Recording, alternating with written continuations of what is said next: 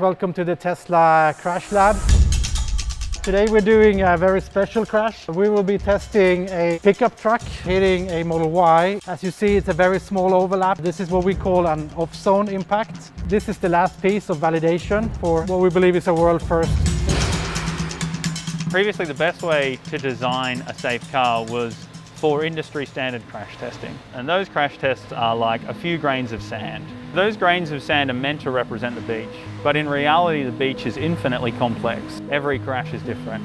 With emerging technologies, there are new opportunities. Now we can look at the real world and design for that. We're the only car maker in the world that has a fleet of well over 1 million cars on the road, fully instrumented from a sensing perspective. We can know exactly where the seat is, we can know where the steering wheel is, we know if they're belted, we know when the airbag deployed exactly to the millisecond. We know exactly what our fleet of cars is being exposed to out there. The richness of data we are collecting enables us to develop safety beyond the stars and beyond the ratings, and for situations which is simply not picked up by the regulatory rating test that we and all other car makers are doing.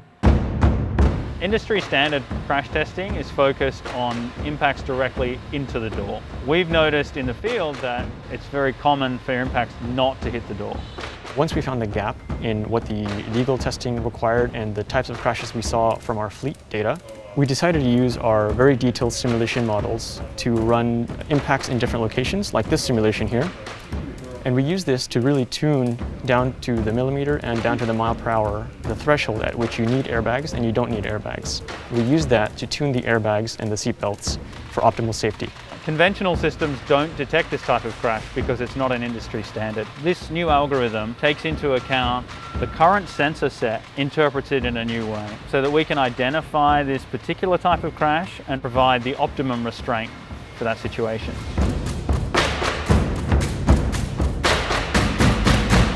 After we ran hundreds of simulations, it was time to test this in the real world. We have 17 high-speed cameras running at 1,000 frames per second, and camera data forms an integral part of the information that we collect in a big test like this. In the back of the vehicle, in preparation, we have our instrumentation rack, and it's got all the critical infrastructure to make sure we get all the data we need. So what will happen is that when this pickup truck impacts the Model Y, so within 10 milliseconds of impact, the system will have determined what type of impact this is. And then it will trigger the airbag system and the restraint system to respond in the best possible way. 3, 2, 1.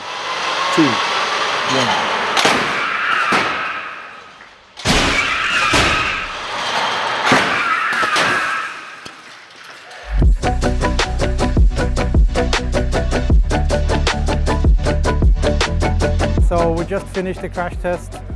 Looks like we have a home run result. The cars even ended up exactly where we predicted. Post-crash, the detection worked perfectly. We deployed the airbags exactly as we intended to, as we wanted to, and indeed as we predicted to. And I just had a look at the injury values recorded by the dummies, and they look beautiful. This feels awesome.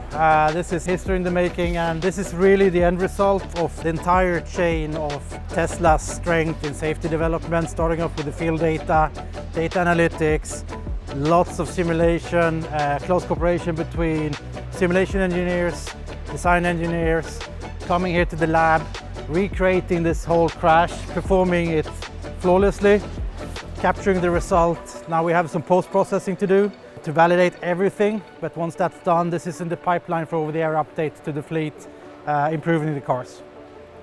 We have more data now than we've ever had before. We can understand real exposure, and then we can design our vehicles for that exposure. We think over time this will change how you design for vehicle safety. It's all based on knowledge. I think this is just the beginning of a journey for us. The reasoning we're doing this is simple. It's because A, we have the ability, and B, it's because it's the right thing to do.